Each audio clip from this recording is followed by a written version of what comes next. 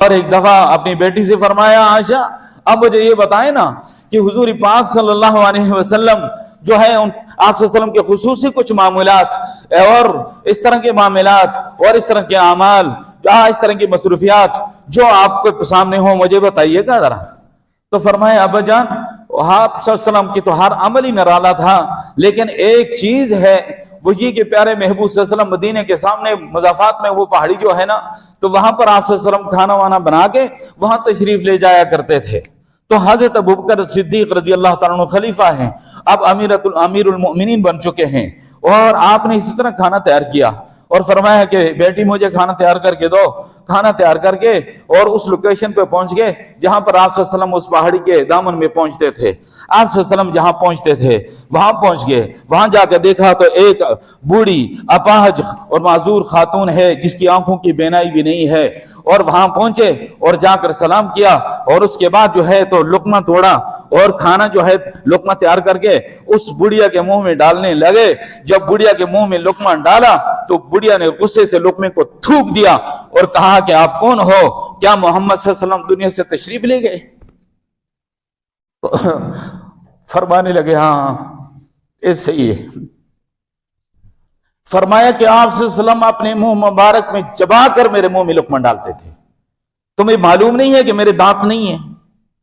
اور میں آندھی ہوں, نابینا ہوں, معذور ہوں؟ پھر اپنے منہ میں لقمہ چبا کر حضرت ابوبکر صدیق رضی اللہ تعالیٰ عنہ کو کھلایا اور جو خدمت تھی وہ سر انجام دی. مثلا ان کے بیڈ کی چادر اس وقت کے لحاظ سے جو ہوگی وہ چینج کی, ان کے لیے پانی بھرا, ان کے جو بھی کمرہ تھا چبوترا تھا اس میں جھاڑو لگائی, اور یہ سارے انتظام کام کر کے واپس آ جاتے تھے. حضرت عمر رضی اللہ تعالیٰ عنہ کو پتہ چلا کہ اس طرح کی کوئی اپاہج بوڑھی ہے جس کی آپ صلی اللہ علیہ وسلم خدمت کرتے تھے. ان کا خیال ہوا کہ اب یہ سعادت میں حاصل کرنا چاہتا ہوں. آپ تشریف لے گئے تو جا کر دیکھا تو سارا کام پہلے سے ہوا ہے اور بڑھیا کے مٹکے کا پانی بھی بھرا ہوا ہے, بڑھیا کے بیڈ کی چادر بھی چینج ہوئی ہے, بڑھیا کو کھانا ناشتہ وغیرہ بھی کرا دیا گیا ہے, سین میں جھاڑو بھی لگا دیا گیا ہے, پانی کا چھڑکاؤ بھی کر دیا گیا ہے, اور یہ واپس دیکھ کر واپس آ گئے.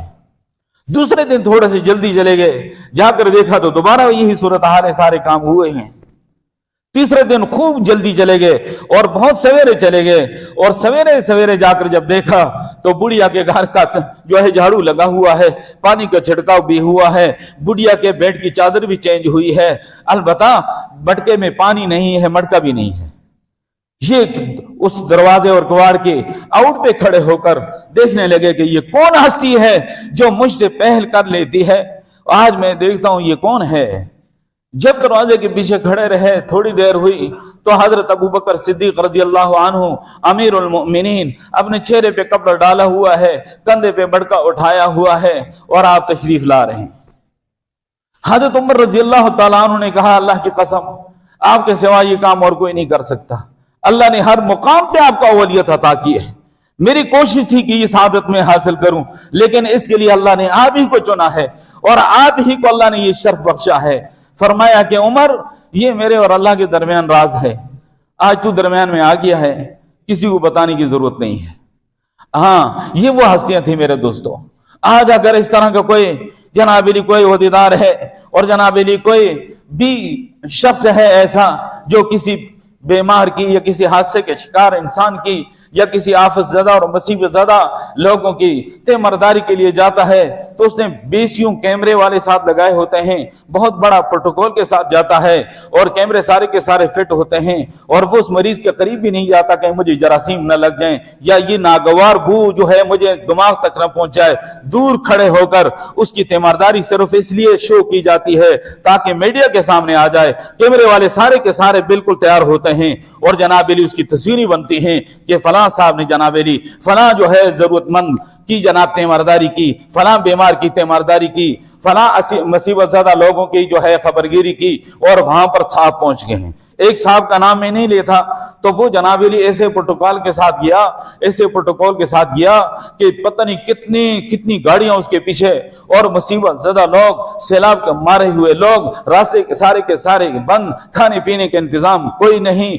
سیلاب میں ڈوبے ہوئے انسان ہیں. اور وہ شخص جناب علی وہاں پر اس پروٹوکول کے ساتھ گیا تو انہوں نے ہاتھ جوڑ دیے, انہوں نے کہا کہ خدا کے لیے آپ کی کوئی ضرورت نہیں ہے, آپ کی وجہ سے تو ہماری ساری رکاوٹ بن گئی، راستے بند ہو گئے، آپ کے جناب علی پروٹوکول والوں نے عام لوگوں کی آمد بند کر دی، ہمارے لیے جو کھانا پینے لوگ لے کر آتے تھے وہ بند کر دیے، آپ کے آنے کی کوئی ضرورت نہیں ہے۔ لیکن یہ وہ ہستیاں ہیں کہ اللہ کو پتا ہے اور ان کو پتا ہے کہ کس طرح وہ خدمت سر انجام دے رہے ہیں، اور کس طرح اللہ نے ان کو جو ہے یہ سعادت بخشی ہے کہ وہ امیر المؤمنین ہیں۔ اللہ کے نبی صلی اللہ علیہ وسلم کے بعد، سارے نبیوں کے بعد سب سے بلند ترین مقام جس ہستی کا ہے وہ حضرت ابوبکر صدیق رضی اللہ تعالیٰ عنہ، وہ اس طرح یہ سر انجام دے رہے ہیں یہ خدمت۔ اور میرے دوستو،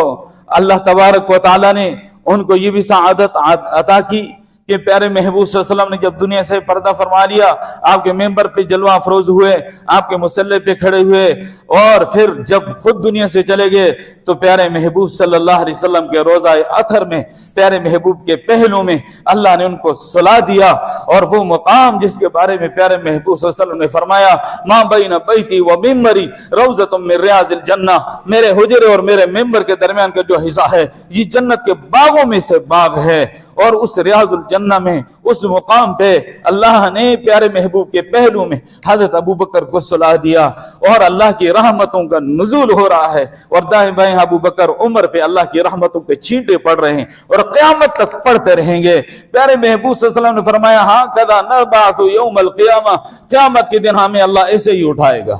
قیامت کے دن اللہ تعالی ہمیں ایسے ہی اٹھائے گا۔ تو میرے دوستو، یہ وہ ہستیاں، اور اللہ نے ان کو میں